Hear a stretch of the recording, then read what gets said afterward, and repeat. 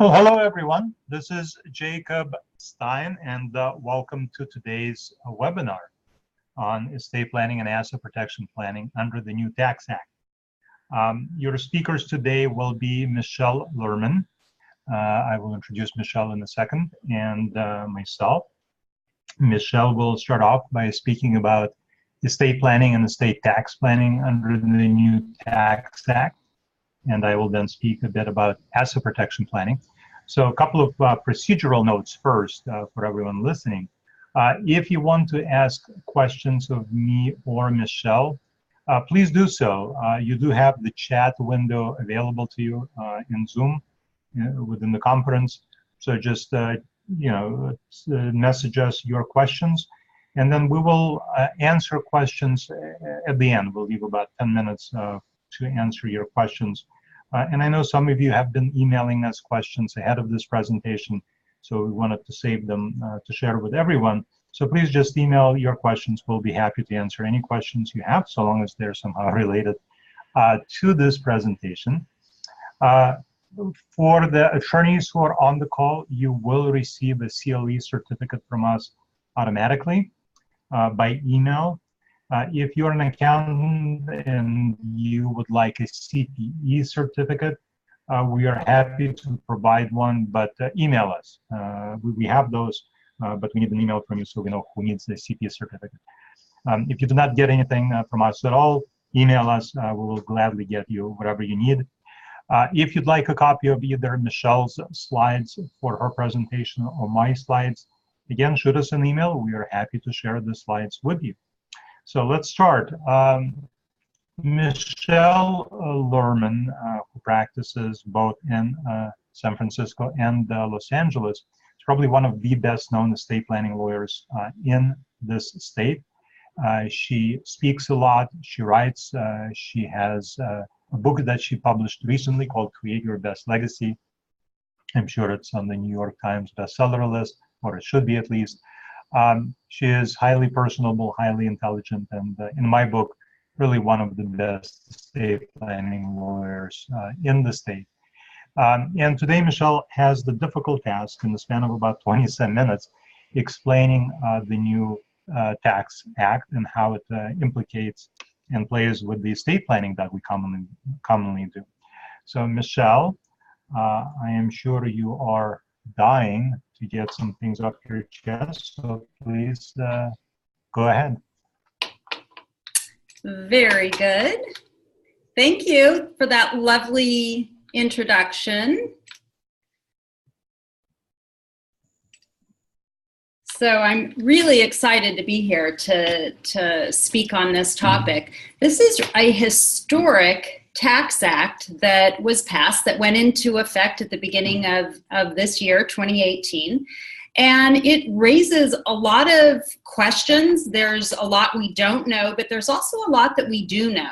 And what I'm going to talk about today is a quick synopsis of those aspects of the new Tax Act that will affect estate planning, or where estate planning offers some amazing opportunities, and also then explain what estate planning is available under the new Tax Act. And I'm going to actually give you 3 action steps, 3 action items that you can go ahead and talk to your advisors about and start thinking further about.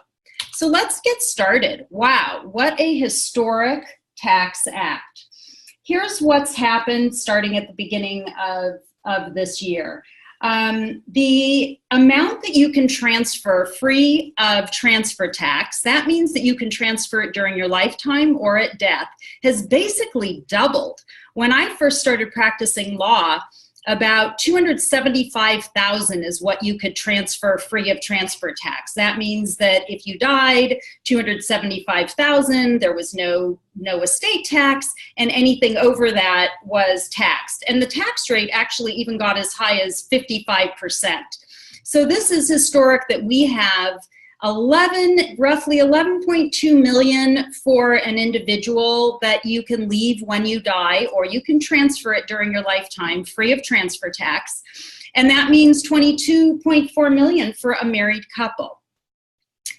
The other changes in the Tax Act is we have a free gift. I call it a free gift. It's called an annual exclusion. It used to be $14,000. This year it went up to $15,000. That is a huge bonus. Basically means that an individual can leave $15,000 every year to as many people as the individual wants without any transfer tax. So if you have 10 grandchildren and 5 children, those are a lot of annual exclusion gifts that you can make. No gift tax return required, no gift tax on it, and it basically gets assets out of the estate, which is what you want to do if you're concerned down the road that you're going to have a taxable estate. So that annual exclusion amount, $15,000.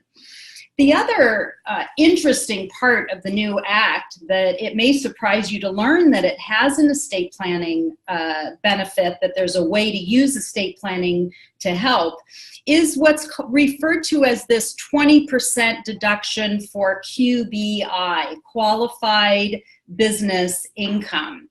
And we're going to talk about some planning opportunities and what exactly that deduction is. The other interesting issue is the $10,000 limit on the deductibility of what's referred to as SALT. Basically state and local tax. So that's state income tax, that's property tax, and this $10,000 limit. What's very interesting about this new law is that it sunsets. So at the end of 2024, this new law goes away. And we don't know, it might go away sooner. There could be a change in the administration in 2020. We really don't know. But we do know that this law for sure sunsets at the end of 2024, absent further congressional action. Let's go to our action items. First action item, you've got to review your current living trust. And the issue here I want you to focus on, if you're a married couple, does your trust provide for the assets to split into different shares at the first death? This gets kind of technical. We talk about survivor's trust, Q-tip trust, bypass trust. The bottom line is, do the assets split into different shares when one spouse dies? You definitely need to have a trust still, because that issue is probate, not estate tax, and a funded trust avoids probate. And face it, probate is very expensive. It's based on the gross value of assets. Doesn't matter what your loans are. Probate fees are based, the statutory fees you can see on the screen are based on the gross value, and they're expensive. You've got a $4 million estate and you've got probate fees of $53,000. That goes to the lawyer, and then $53,000 for the person serving as the executor. So it's quite expensive. Funding the trust, a simple living trust avoids probate. The issue, though, is that what kind of trust do you need? A trust is basically an instruction manual on what happens when you die or incapacitated, but what exactly should your trust say? Well, the typical living trust up till now has been a living trust like what you see on the screen. While both spouses are living, you've got all the assets inside the trust, and they split into 2 shares. You've probably heard of a bypass trust and a survivor's trust. And so if you had, say, $1 million here in the living trust, including your house and some bank accounts, and you split it at the first death, you'd have $500,000 in an irrevocable trust and $500,000 in a survivor's trust. Sounds simple enough, but it's the wrong kind of plan for 90% of married couples, because this $500,000 that's in this bypass trust, when the surviving spouse later dies, every bit of appreciation of the assets in this trust are going to be subject to capital gains tax. So creating this bypass trust actually created higher income taxes. Whereas if everything just simply went into the survivor's trust, the $500,000, if it increases in value by the time the surviving spouse dies to $1 million, you get something called a step up in income tax basis. And when the assets are sold, there's no gain, because it doesn't matter that the tax basis was $500,000 when you put it in. What matters is the date of death value of the surviving spouse. So it gets that nice step up. By the way, it could be stepped down also if there's depreciation. Typically, we look at appreciation because that's been more common. And so there's no income tax. But here you've created income tax. Why do I say unnecessarily? Well, let's step back a minute and remember that the whole reason we ever created this bypass trust was to avoid estate tax on whatever we put in the bypass trust, avoid estate tax when the surviving spouse died. It was to bypass the assets of the surviving spouse. Do we need that now? No, not for $1 million estate. A married couple can leave over $22 million without having this bypass trust.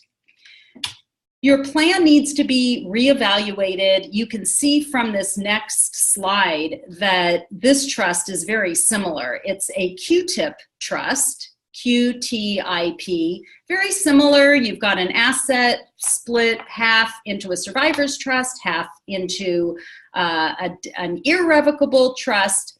But this type of irrevocable trust, because of the tax provisions, we make a certain tax election when one spouse dies, and it does get that wonderful step up in income tax basis when the surviving spouse dies. So although it looks similar in structure, you've got two shares, it's a much better type of trust under the current law, that you don't need irrevocable trust like this if your assets are under the exemption amount. And for a married couple, that exemption amount in effect is over $22 million. What are some other options to consider? And this is why I want you to look at your trust. If you have a very modest estate, you have a marriage, long-time marriage, kids of the marriage, you're not worried about asset protection from creditors, you're not worried about your spouse getting remarried, this type of trust could be fine. You have a joint trust, everything goes to the surviving spouse in one trust, no division into shares. The problem there is that you really don't know what the surviving spouse is going to do, because the surviving spouse has full flexibility to change it. So it's really a balancing to figure, do you want a simpler kind of a trust that everything goes to the spouse, or do you want more protection? Because that ongoing trust protects assets. It could be a second marriage that you're worried about, a second spouse, could be a husband, second husband, or a second wife, like I refer to as this sexy Sue. So the ongoing trusts really offer protection. This type of trust, again, I'm going back to the Q-tip trust with the division, offers more protection. It's really a balancing act that I want you to consider. Should I have an all-to-spouse trust? Should I have a Q-tipable trust?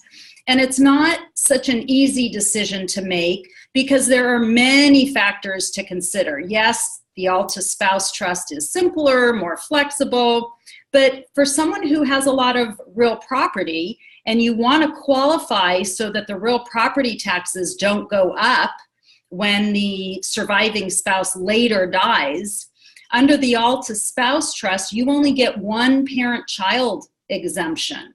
And that may or may not be enough to make sure that property taxes aren't reassessed when your kids inherit assets. So you really want to do a bit of a property tax analysis. The other issue is that if you leave assets in a dynasty trust that benefits grandchildren, you may not get both exemption amounts. And to simplify it, it basically means that if you go with the all-to-spouse trust, depending on the size of your estate, that might not be enough to properly shelter assets that you want to leave eventually to grandchildren. So a lot of factors to consider, and the Q-tip trust gives more protection, might be better for estate tax. face it, this law is temporary. Remember that, it's temporary. What if the law changes and you are incapacitated or you didn't change your trust? If you have this Q-tippable trust option, the surviving spouse can do tax planning after one spouse dies. So this type of trust would be better at minimizing estate tax. And then the property tax issue could be important. You've got the protection and you've got all appreciation that is in that Q-tippable trust protected. So just to recap the first action item, do you want a trust that divides at the first death of one spouse, or do you want a trust that goes all to the spouse in an ongoing revocable trust? That's the decision that needs to be made. Action item number 2, this is for larger estates. We now have an amazing opportunity to transfer over $22 million out of the estate. And we don't know if the law is going to change, as I mentioned. So now is an opportunity for larger estates, if you're possibly worried about estate taxes, get the assets out of the taxable estate. How do you do that? You do that by transferring assets to irrevocable trust. So far, we've been talking about a living trust, which is a revocable trust. You can change it at any time. There are many, many different options for irrevocable transfers to irrevocable trusts, and I don't have time to go into all of them today, but I want you to look at what the options are. You could do a gift, you could do a sale, you could do a discounted transfer. That means transferring a portion of an LLC that owns real estate, for example, and that can leverage the amount that you can pass free of estate tax. It could be a grantor trust, where the grantor, the person who puts the assets into the trust, is continuing to pay the income tax. Or it could be a non-grantor trust, where the trust itself is its own separate entity that pays the income tax, and it's a separate taxpayer. It could be a completed gift. That's how you get assets out of your estate. And so it's not included when you die for estate tax purposes. But as we'll discuss in a minute, you might want to consider incomplete gifts. There's a place for those also, where you retain some control over it, so the IRS doesn't look at it as a transfer for estate tax purposes. Lots of options and lots of benefits. You take highly appreciating assets, get it out of the estate so that it basically freezes the value and the assets grow in the irrevocable trust, not in your estate. There's protection. You want to make sure, and Jacob is going to talk more about this, the benefits of irrevocable trust for adding protection. You can transfer assets in a dynasty trust so that when your children pass away, it transfers at their demise without any transfer tax, so transferring it to future generations. Let's say that you have a child who needs the down payment for a house. By putting assets now in an irrevocable trust, you can make tax-free distributions to the child, let them buy a house in their own name or in the name of the trust. If it's a grantor trust, then the grantor even pays the income taxes on the trust, and that's another tax-free gift. Think about it. It's a way for the grantor, if you're putting money or assets into an irrevocable trust, to get more out of your estate and not subject to estate tax. The downside, there is the loss of the step of an income tax basis at death, so you want to carefully look at that. Third action item is to consider income tax planning with trusts. That is something previously we hadn't considered much about, income tax planning. It was there, we had methods of doing it, but now, because of changes in the tax law, we really want to start looking even more at what estate planning can I do to minimize income tax. I'm going to give you a couple of examples. Let's talk about how to shift income out of California. By using something called an ING trust, I-N-G trust, we can transfer assets out of California and into a trust in another state that doesn't tax the trust income. There are 7 states that don't tax trust income: Alaska, Florida, Nevada, South Dakota, Texas, Washington, and Wyoming. I typically use trusts out of Nevada. And the idea is that you transfer assets to an irrevocable trust. It's a non-grantor trust. So remember, that means that the trust itself is a tax-paying entity that's going to be paying the income tax. You have an out-of-state trustee. So that is what in part makes this a non-California trust. So you use a Nevada, for example, trust company. The trust has to be in a no-tax state, and it has to be an incomplete gift. So a ning is a very, or an ing if it's in a different state, if they call it a ding, if it's in Delaware, is a very interesting way of transferring assets. There are limits. You can't have California source income in an ing trust. For example, you couldn't move a California apartment building into an ing trust, because California says that if it's a California property, that it's going to be taxed in California even if you use an ing trust. But there are situations where an ing trust can transfer out the income tax.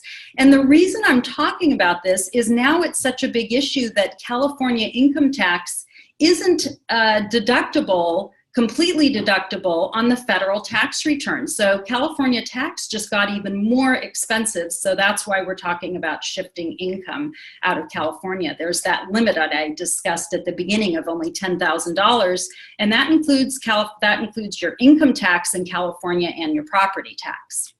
So in addition to looking at ways to get around that SALT limitation, the state and local income tax, the fact that it's not all deductible. The other amazing opportunity is Internal Revenue Code section 199A for this qualified business income deduction that I spoke about. What I want you to know about the 199A deduction is that there are income limits. And so the idea, the whole crux of planning right now, the heart of planning is managing the taxable income and these other limitations so that you can qualify for this 20% business deduction. It basically, what it does is if you are, and that's a defined term, QBI, qualified business income, if you have qualified business income, it basically reduces your marginal rate to 29.6% instead of 37%. That's really big news, and that's really valuable. The problem is that if your assets, or if you're married and your taxable income is more than $315,000, either you don't get this deduction or it's phased out. And if your taxable income is greater than $415,000 and you're a service business, you don't get that deduction at all. We are finding right now the best strategy that we are considering now is to take an apartment building, which, by the way, is a qualified business income.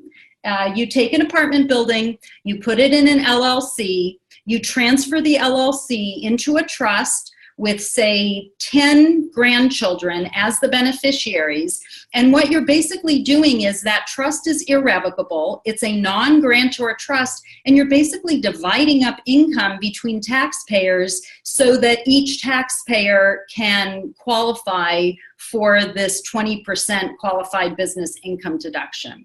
Really exciting news. There's going to be more regulations on this, and so you want to be sure to work with your tax advisor before doing any sort of planning. But I have to say we're very, very excited about using trusts to manage the limitations imposed by the qualified business income deduction. Wow, we have covered a lot in 25 minutes, how the new tax doubles the amount that can be left free of estate tax, how you can do it during your lifetime, not only at death and all of the planning opportunities to take advantage of, because this law is temporary. So that concludes my part of the presentation. And Jacob, I'm going to turn it over to you.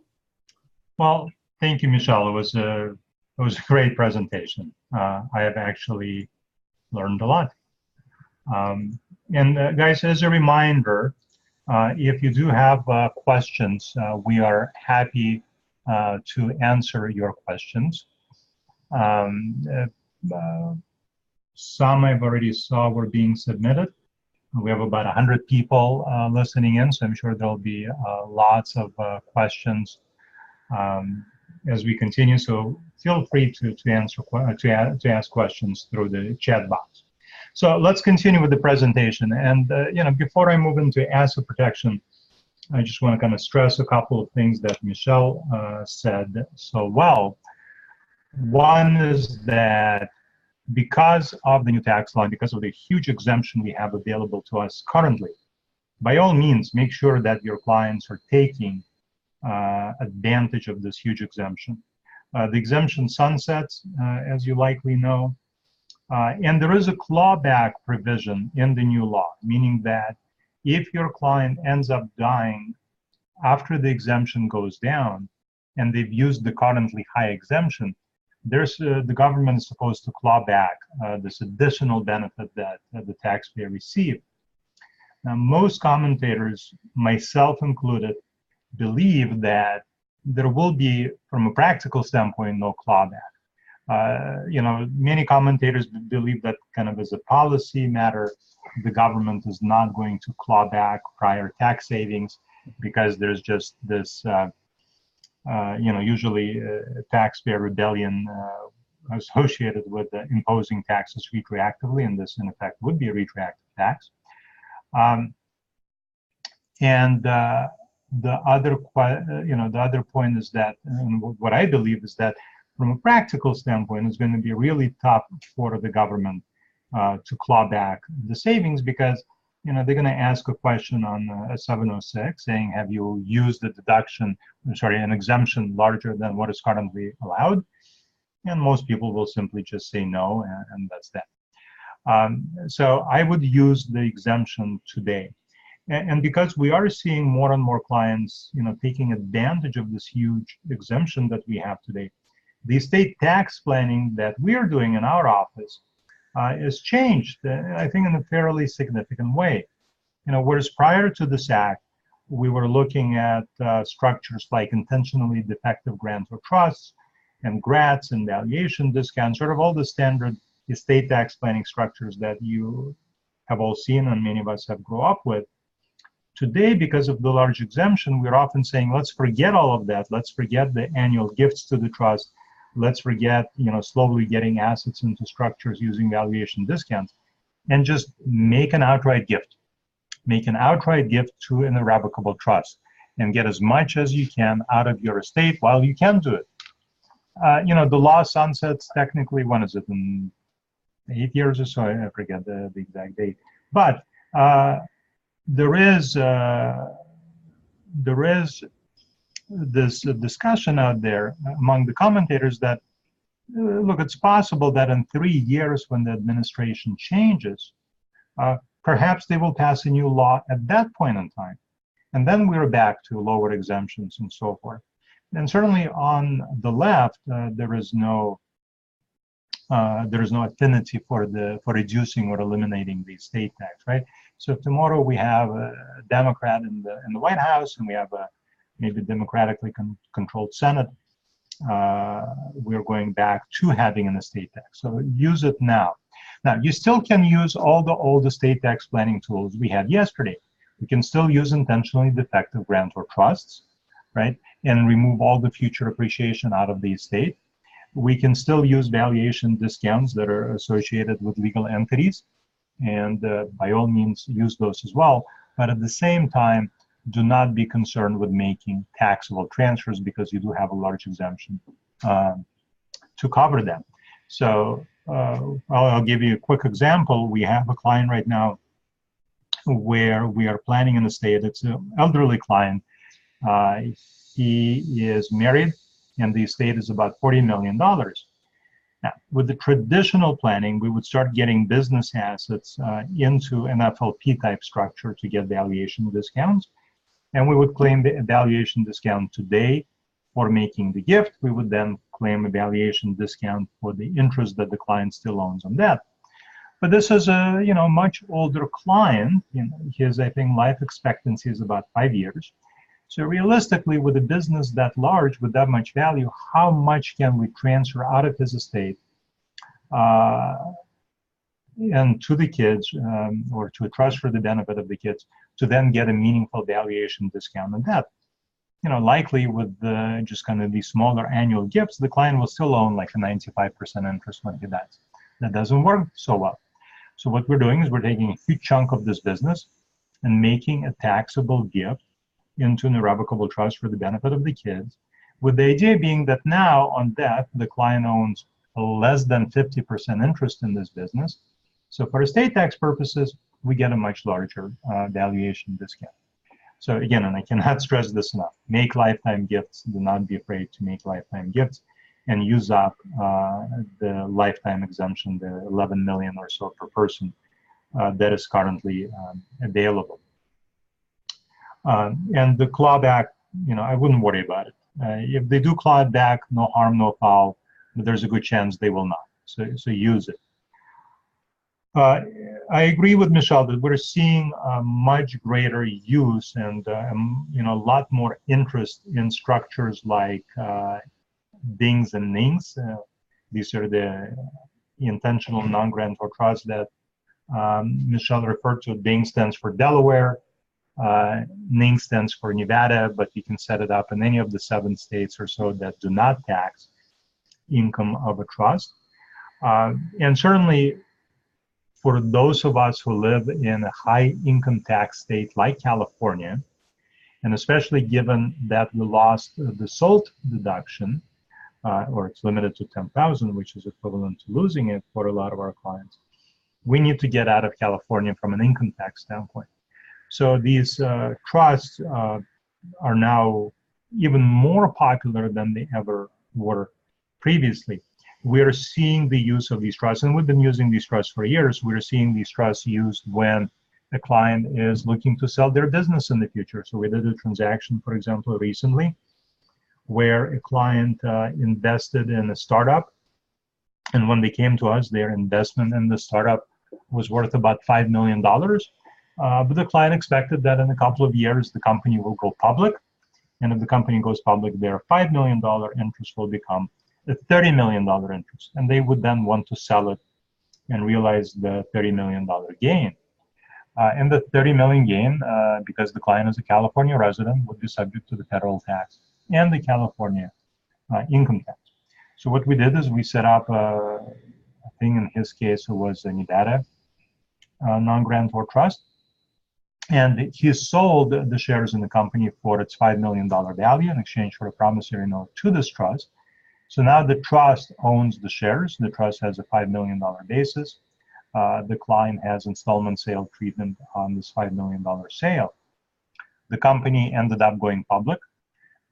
He sold his shares for close to $30 million. It wasn't quite $30 million, but it was fairly close. And the tax was paid only to the federal government, because this trust, the current owner of the shares at the time of the subsequent sale, it's not a California taxpayer. The trust owns an intangible asset, shares of stock in a corporation, and intangible assets are sourced to the jurisdiction where their owner is located. And this was a Nevada trust. So the client completely avoided the state income tax on the difference between the sale price, let's say 30 million for simplicity's sake, and the $5 million basis that the trust acquired in the stock. So that $25 million times 13%, it's a fairly significant tax saving for a simple structure like, hey, let's move an asset into a trust. And it's really not a very complex structure. You set up a trust, you set up a purchase and sale agreement, promissory note, and you get a very nice tax result. So certainly for residents of California, New York, and other high income tax states, we'll be seeing a lot more of dings, nings, and the like. Then there's a question on the chat platform. What do we do if all the beneficiaries are California residents? So California, as you may know, takes a very aggressive position, just globally, right, for tax purposes, and it certainly takes an aggressive position for these ING trusts. In California, provides that if you have a trustee that's in California, you have beneficiaries in California, we will continue to tax the income of the trust, but that's only true if the settlor of the trust is a California resident. Like, imagine someone in New York State sets up a non-grantor trust. California would have a difficult time taxing that trust just because beneficiaries are here, so long as it's a complex trust, so long as we're not distributing all of the income currently. So how do we avoid having the client become the settlor of one of these ING trusts? Well, you do what we did in the example I just gave you. Instead of having the client fund the assets into the trust via gift, we will have the client sell the assets to the trust. And we'll usually use some sort of a third-party designee as the initial settlor of the trust. And they're a settlor sort of a nominal capacity. And the client is just a seller. He's selling this $5 million of stock to this trust, and he's not reflected as a settlor, and he's not treated as a settlor of the trust. And that allows the trust to have California beneficiaries. What we also do, and that's sort of the beauty of the modern trust drafting, is we are using protectors for almost all of our irrevocable trusts. And one of the powers we can give to the protector is the power to change the beneficiaries of the trust. So if we needed to, for whatever purpose, for asset protection purposes, for tax planning purposes, or whatever else, to have non-California beneficiaries, we can do that. We can set up this Nevada trust and name Donald Trump as the beneficiary of the trust. Doesn't mean we need to make distributions to him. It does not mean that on the client's death, he will actually receive the money. It just simply means that we will change who is the beneficiary at a later point in time, right? Or we can provide that on the client's death. The remainder beneficiary is not Donald Trump, but it's the client's children who do live in California. But today, we can easily avoid having California beneficiaries with some, let's call it clever drafting. What else is popular following this new tax law? I think you will see a lot more SLATs. SLAT stands for Spousal Lifetime Access Trust. This is when you have two spouses set up what effectively would be reciprocal trusts for each other's benefit. So the husband, let's say takes $1 million of assets and puts it into a trust for the benefit of the wife. And the wife takes $1 million worth of assets, puts it into a trust for the benefit of the husband. The kids are the remainder beneficiaries on death. These trusts allow our spouses to remove the assets out of their estate. The kids are the remainder beneficiaries, but to retain access to the cash flow from the assets, because the other spouse is the beneficiary. Their beneficial interest is limited by what's called an ascertainable standard, meaning we can only distribute to them for health, education, support, and maintenance. But practically speaking, health, education, support, and maintenance, it's in the discretion of the trustee. This is not something that gets audited by the government. So we can get quite a bit of money to the other surviving spouse. Have to be very careful how you set up this trust. First of all, it cannot actually be a reciprocal trust, because under the reciprocal trust doctrine, when you have two people set up identical trusts for each other, the trusts will be ignored, almost like on an alter ego grounds. The other thing to worry about is that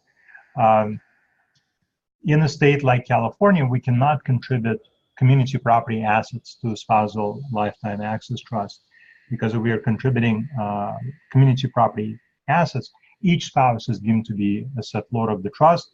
They're also the beneficiary. The assets are included in the estate.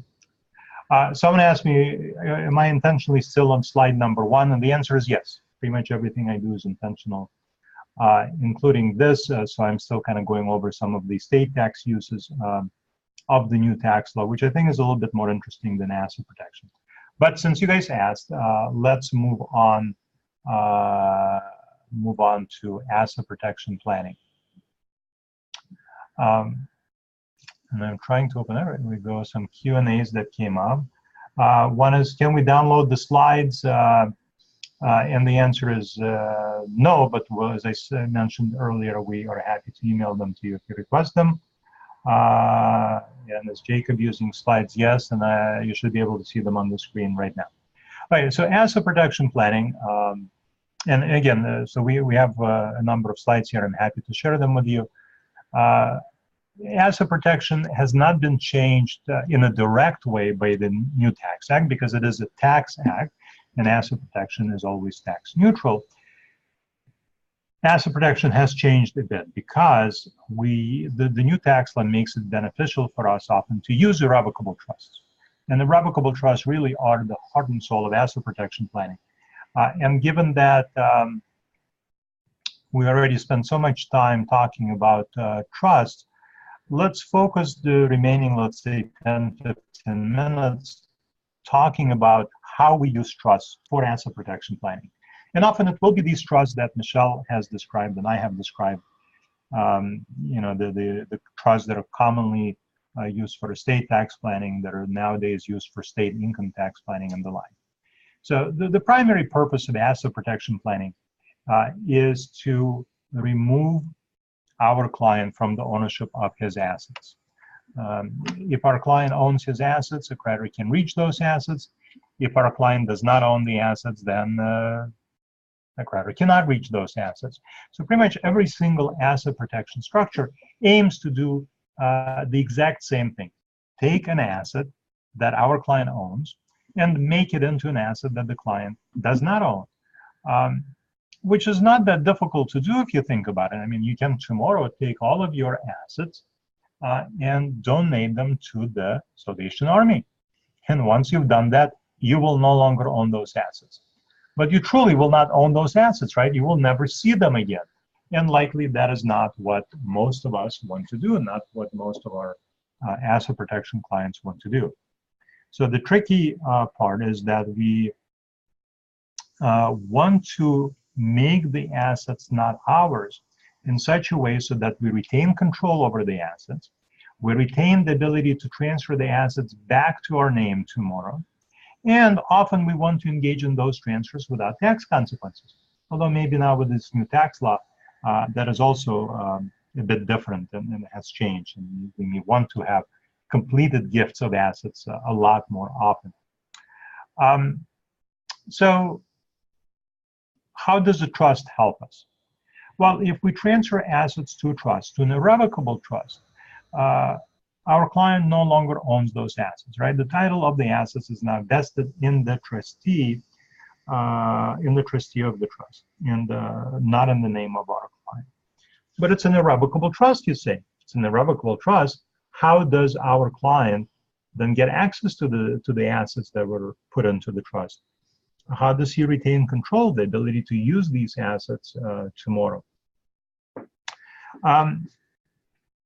It's done the following way. So if you look at a traditional irrevocable trust, like the irrevocable trust that we've had access to over the past 400 years or so, these trusts were truly irrevocable trusts, right? Truly irrevocable trusts. So we had no ability to access the assets placed into the trust. We just could not. So that, you know, and that's where sort of the reputation of irrevocable trust developed from you know, Victorian era England, maybe even before, I think maybe during the reign of Elizabeth, where it was an irrevocable grant of assets into the trust for the benefit of whoever, and once you place the assets into the trust, they're gone. That is no longer true, or at least it does not have to be true today, because today very often we will utilize first of all, the concept of the trust protector, and the trust protector does allow us to retain a lot of control and a lot of flexibility over the trust. The trust protector is a non-fiduciary appointment, It's a position we create within the trust in addition to the trustee, but this position serves in a non-fiduciary capacity. And we give this trust protector certain very broad powers, usually. We can give the trust protector, as I mentioned earlier, the power to change who is the beneficiary of the trust. We can give the trust protector the power to change the trustee of the trust, to change the governing law of the trust. The trust protector can revoke the trust and return the assets to the settlor. The trust protector can terminate the trust and accelerate the distribution of the assets to the beneficiaries of the trust. Change any provision of the trust agreement. Maybe switch between grantor and non-grantor status. I mean, so all these things become possible through the use of a trust protector appointment. And what our client, the way our client sort of indirectly controls all this, is our client retains the power to appoint the protector.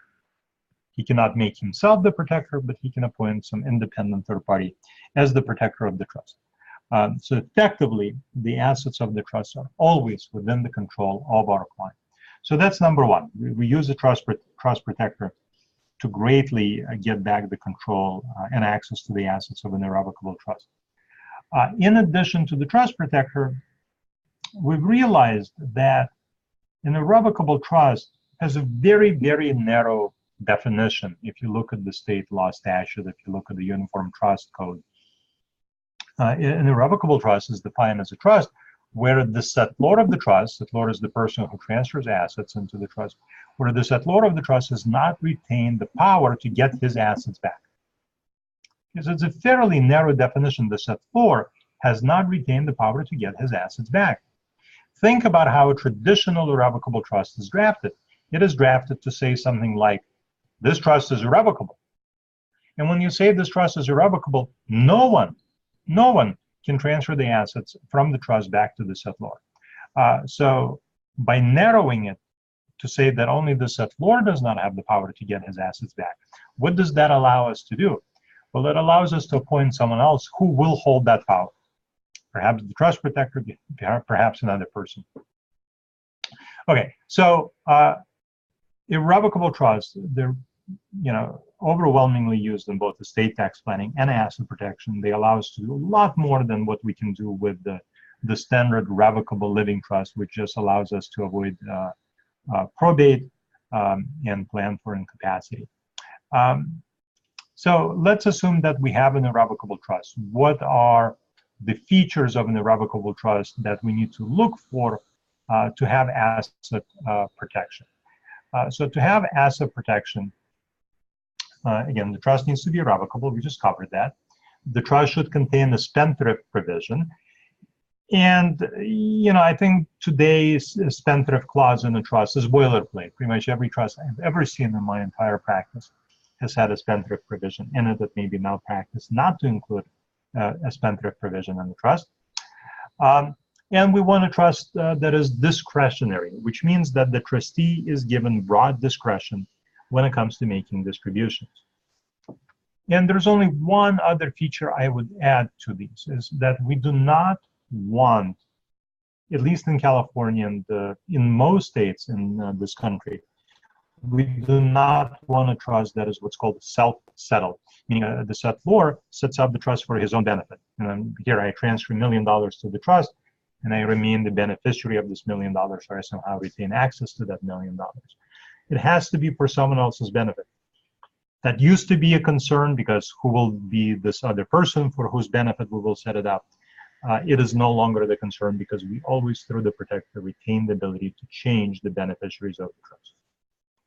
So every single trust we've discussed so far today, or at least mentioned in passing, whether it is, let's say, the bypass trust that comes out of a living trust on the first death, or an intentionally defective grantor trust, a GRAT, an ING, a SLAT, all of these four-letter abbreviation trusts, all of them are great asset protection trusts because they all sort of tick these boxes that it's for someone else's benefit, and the trust is irrevocable, and it has a spendthrift clause, and it's up to us to determine how much discretion is given to the trustee to make distributions out of the trust.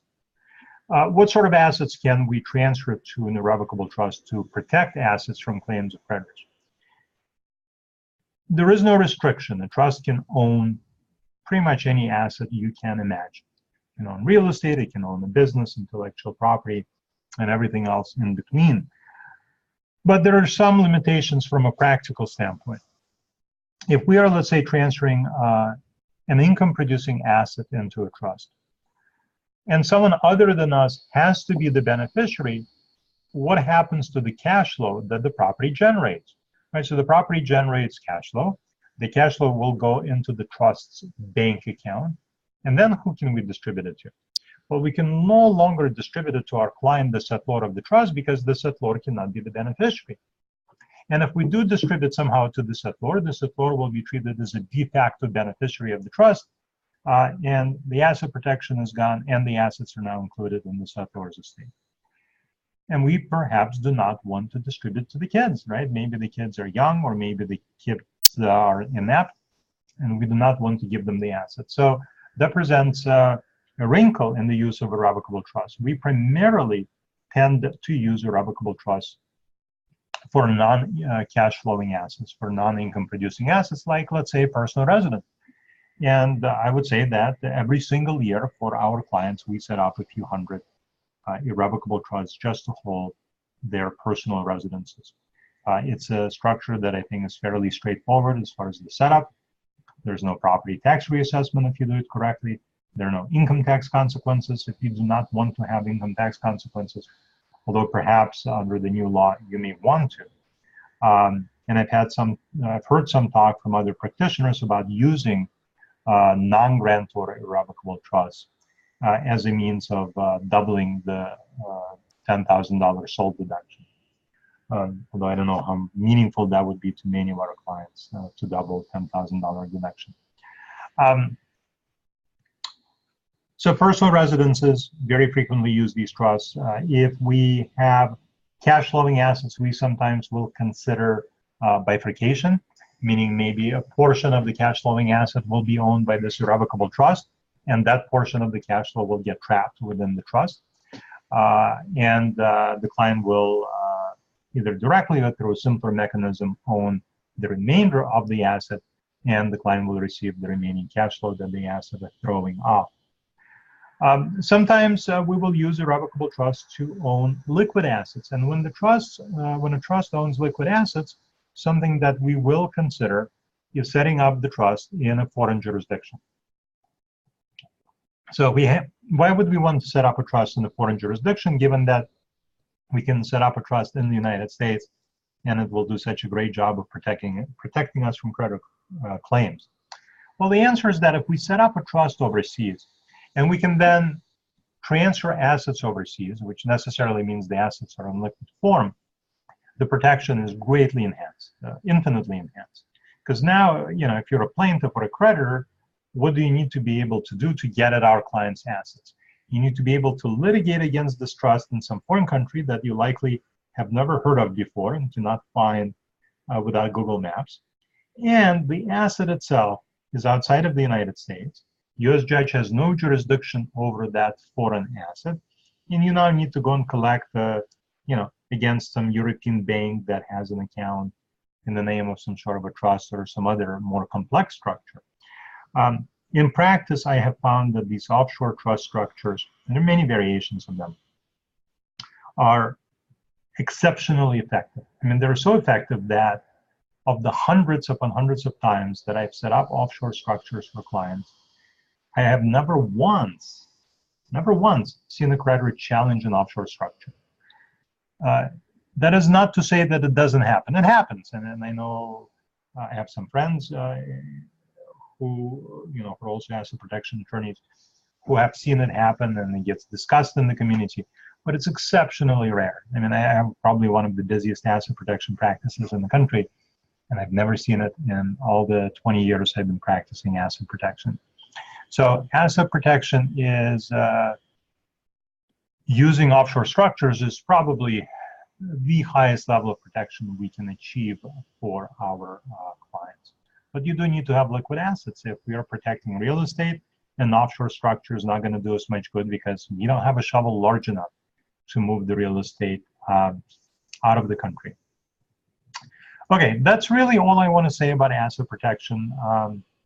I think you guys got a good sense of how the new tax law has impacted both estate planning and estate tax planning and asset protection planning. You will see a much heavier use of irrevocable trusts.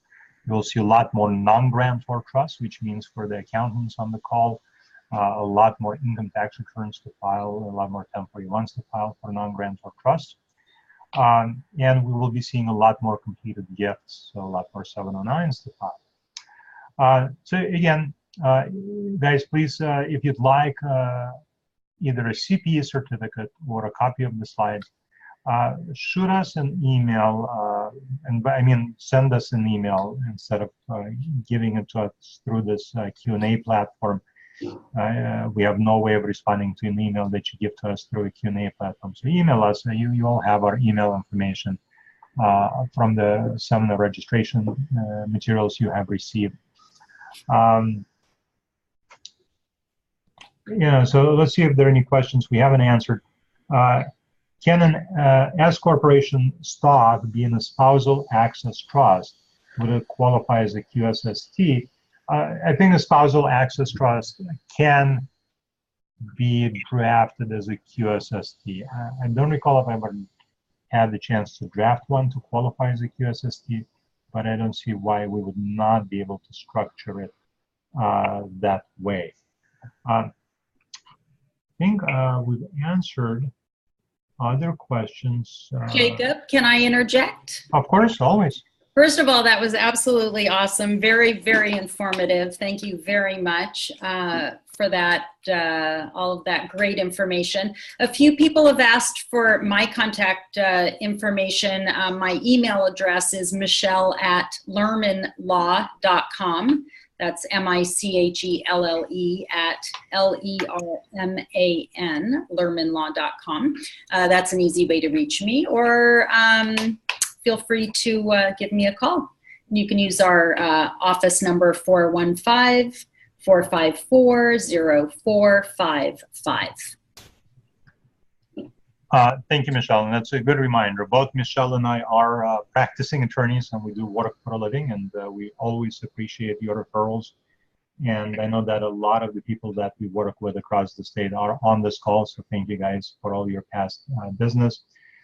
We do have a couple questions remaining, but we are out of time. So perhaps we'll kind of wrap up and then we'll answer the questions in a more private way. We will be doing other webinars, both Michelle and I jointly and separately on some related subjects and some other subjects. So please stay tuned. We'll keep announcing them. And if any of you are interested in co-presenting with one of us, on a topic that's interesting to you and we may overlap on, please reach out to us. We are always happy to do so, and both Michelle and I are capable of providing CLE and CPE to the listeners, and that may be an interesting way for us to work together. So with that, thank you everyone for participating in today's call, and we'll see you next time. Take care. Thank you, everybody. Thank you, Jacob.